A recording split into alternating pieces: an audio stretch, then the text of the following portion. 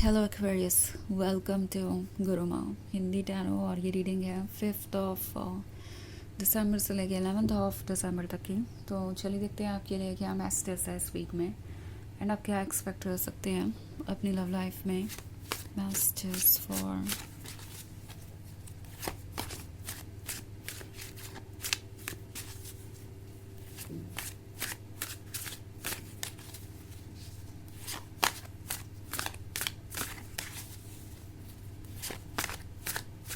Aquarius.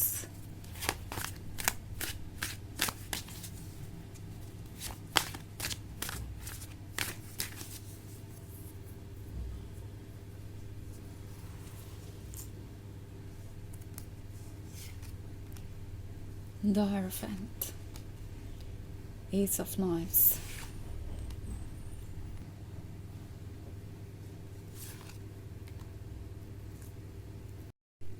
Six of Skulls and Daughter of Knives. Okay, so हमारे पास है ace of knives. Ace of knives के होने का मतलब है कि हो सकता है आपके बीच में बिल्कुल ही कम्युनिकेशन कट ऑफ हो, या किसी पर्टिकुलर टॉपिक पे ये पर्सन बिल्कुल साइलेंट है। मे बी उन्होंने आपको अवॉइड करना शुरू कर दिया है, या आपको इतना इग्नोर कर रहे हैं कि आप सोच रहे हैं कि ऐसा क्या बदल गया है कि अचानक से उनका बिहेवियर इतना चेंज हो गया है।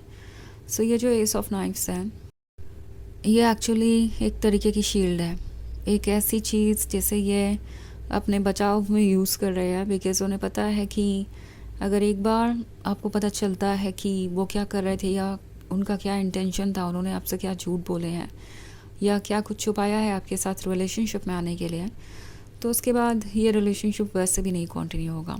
तो कोई ये जानता है कि वो शुरुआत से ही बस आपके क्लोज़ आने में इंटरेस्टेड थे, उन्होंने फ्यूचर के बारे में कुछ भी नहीं सोचा। जब भी आपसे मिले थे तो आप इन्हें गॉर्जियस लगे, आप इन्हें परफेक्ट लगे। ये एक्चुअली उस समय लव ढूंढ नहीं रहे थे, पर इन्हें लव की ज़रूरत थी, और आपका आना इनके लिए एक ब्लेसिंग थी।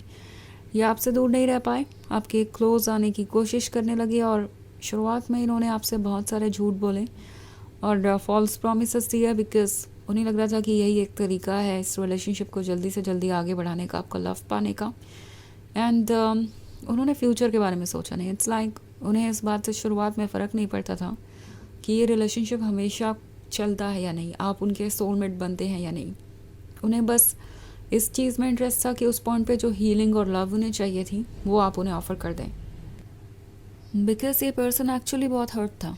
ओके, जब आप इनसे मिले थे तो इनकी लाइफ में कोई खुशी नहीं थी, और शायद किसी पास्ट ट्रॉमा से डील कर रहे थे, किसी तरीके की सिचुएशन से बाहर आने की कोशिश कर रहे थे। उन्हें नहीं लगा था कि उन्हें फिर से कभी प्यार होगा या वो कभी ट्रस्ट कर पाएंगे अपने इमोशंस पे, अपनी फीलिंग्स पे। बट जब आप आए तो उन्हें लगने लगा कि उन्हें लव को एक बार दोबारा चांस देना चाहिए, और उन्होंने अपने इमोशंस के अकॉर्डिंग डिसीजंस लिए, पर उन्होंने प्रैक्टिकली सोचा नहीं। और अब ये पर्सन ये सोच रहा है कि जो मिस्टेक्स शुरुआत में हुई है उसे कैसे सुधारा जाए। इनफैक्ट क्या सुधारने का कोई रास्ता भी है। जो झूठ उन्होंने आपसे बोले हैं, क्या वो झूठ वो किसी तरीके से एक्सप्लेन कर सकते हैं? क्या कोई रीज़न दे सकते हैं ऐसा जिससे कि आप उन पर दोबारा ट्रस्ट करें? और अगर वो एक्सेप्ट कर भी लेते हैं कि हाँ उन्होंने झूठ बोला है, तो क्या आप उन्हें माफ़ कर पाएंगे?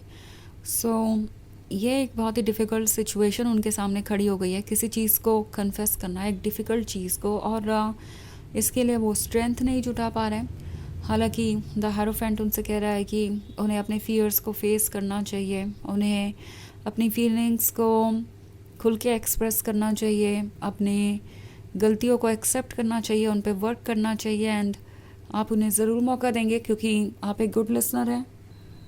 तो हो सकता है आप उनकी बातों को सुने और फिर से उन्हें अपनी मिस्टेक्स पे वर्क करने का मौका दें।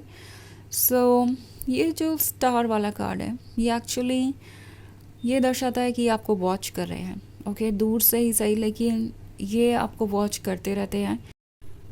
अगर आप दोनों के बीच कोई कम्युनिकेशन नहीं है और आपको लगता है कि सब कुछ ओवर हो चुका है, उन्हें आपकी परवाह नहीं है और वो आपको अवॉइड इसलिए कर रहे हैं क्योंकि वो आप में इंटरेस्टेड नहीं है, तो ये सही नहीं है। ये आप में इंटरेस्टेड है पर अपनी गलती को कैसे एक्सेप्ट करें, उस पर कैसे वर्क करें, उसका कोई आइडिया उन्हें नहीं है।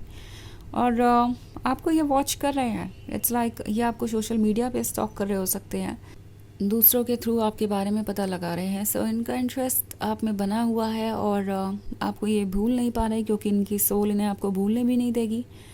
ऑफ कोर्स ये पर्सन ये भूल गया कि जब उनके सोल को हीलिंग की ज़रूरत थी, लव की ज़रूरत थी, तो आप ही उन्हें मिले थे और आपने ही उन्हें स्पेशल फील कराया, उनके उस डार्कनेस में से बाहर निकाला है। सो उनकी सोल को तो आपकी ज़रूरत है ही। और ये ऑब्वियसली ये फील कर रहे हैं कि उन्हें कुछ फिक्स करने की ज़रूरत है। वो जानते हैं कि ये उन्हीं की जिम्मेदारी है, बट देन वो डॉटर ऑफ नाइफ्स के बारे में सोच रहे हैं। वो जानते हैं कि आप कितने स्मार्ट हैं और आप कितने पर्टिकुलर हो सकते हैं। तो आप अपने रूल्स को लेके बहुत स्ट्रिक्ट है एंड कोई भी ऐसा पर्सन जो आपसे झूठ बोले बार बार, आप उस पर ट्रस्ट नहीं कर सकते। तो ये पर्सन यही सोच रहा है कि अगर वो आपके पास आते भी हैं तो आपका क्या रिस्पॉन्स होगा। आप खुद को प्रोटेक्ट करेंगे, और अगर आप खुद को प्रोटेक्ट करना चाहते हैं हार्ट ब्रेक से या किसी तरीके के टॉक्सिक सिचुएशन से, तो आप उन्हें अपने लाइफ में वेलकम नहीं करेंगे बिकॉज आप उन पर ट्रस्ट नहीं कर पाएंगे। तो ये सारी चीज़ें इन्हें रोक रही हैं, पर फिर भी ये फील कर रहे हैं जैसे कि इन्हें कुछ करने की ज़रूरत है आगे बढ़ के, बिकॉज़ इनकी सोल इन्हें कह रही है कि ये रिलेशनशिप आपसे ज़्यादा उनके लिए ज़रूरी है। तो वैसे ही एक जनरल रीडिंग है, ये सबसे रेजोनेट नहीं करेगी। एनर्जी रिवर्स हो सकती है अगर आप क्रॉस वॉचर हैं। इसके अलावा अगर आप पिछले वीक की रीडिंग या ईयरली रीडिंग देखना चाहें 2025 की, तो उसका लिंक आपको डिस्क्रिप्शन बॉक्स में मिल जाएगा हमेशा की तरह।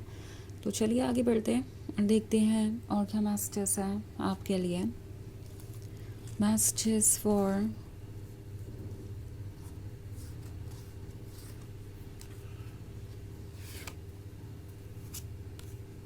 Aquarius, Death, Ten of Knives, Strength, Daughter of Skulls and Two of Grails. Okay, तो टेन ऑफ नाइफ्स का कार्ड है।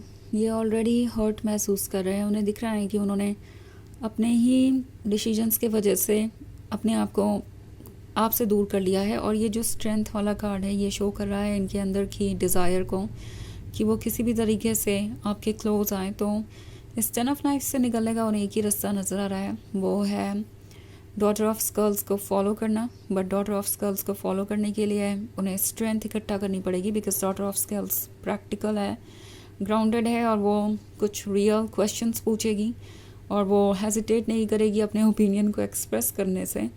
तो ये कुछ इंटिमिडेटेड है और जानते हैं कि आपको मैनिपुलेट नहीं किया जा सकता, ऐसे एक्सक्यूजेस नहीं दिए जा सकते जो ट्रू ना हो, बिकॉज आप समझ जाएंगे कि एक्चुअली में उनका इंटेंशन क्या है। सो ये जो डेथ का कार्ड है ये उस सेपरेशन को दर्शाता है जो आप दोनों के बीच है, और ये सेपरेशन इस पर्सन को बहुत परेशान कर रहा है। इनफैक्ट ये जो टू ऑफ ग्रेल्स वाला कार्ड है ये इनके ड्रीम्स और फैंटेसीज़ को दर्शाता है।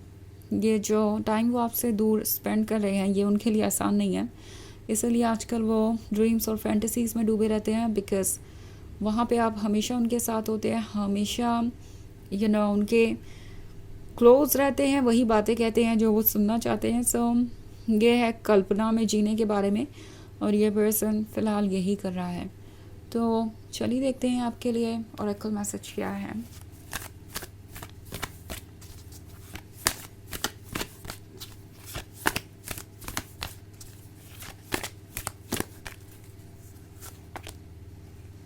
Commander Esther, call to action, take charge, lead by example, walk your talk। तो ये कार्ड आपसे कह रहा है कि इस वक्त ज़रूरत है कि आप अपनी बाउंड्रीज़ को स्ट्रिक्ट रखें। अगर आपसे कोई डिस्कशन करता भी है किसी ऐसे टॉपिक के बारे में जिस पर डिस्कशन करना डिफ़िकल्ट है, लाइक पास्ट की बातें जिससे आप हर्ट हुए हैं या जिसके बारे में उन्होंने आपसे झूठ कहा है, तो अपने आप को ऑनेस्टली एक्सप्रेस कीजिए और जो आप एक्सपेक्ट करते हैं वही कहिए। अपने क्वेश्चंस को क्लियरली पूछिए और अपने अकॉर्डिंग ही डिसीजंस लीजिए। तो ये है रीडिंग इस वीक की। आई होप आपको अच्छी लगी होगी। Thanks for watching. Till next video, bye.